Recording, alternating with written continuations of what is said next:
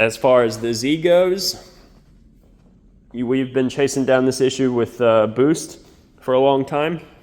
I don't ever do anything with this car. It just sits most of the time, which is kind of a shame.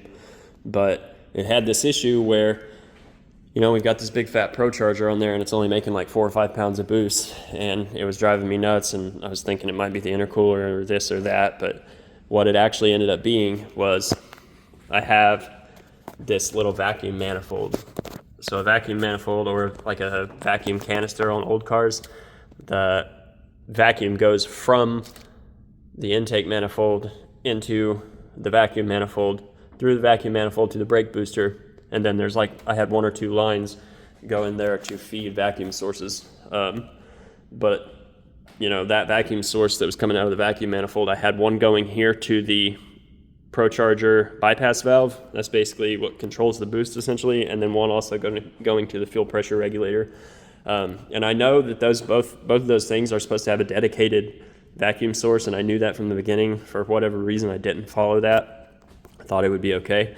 But what was actually happening is, talking about this little device here, the bypass valve that controls the boost, the vacuum manifold was allowing the vacuum side of things to work correctly. But whenever boost would come in, boost was not traveling through that vacuum manifold the way it's supposed to. So whenever boost happens with this bypass valve, there's a spring in here, and so whenever you're at idle and there's vacuum, it pulls on that diaphragm and allows the valve to open, and it lets the boost out. Whenever you transition from vacuum into boost, that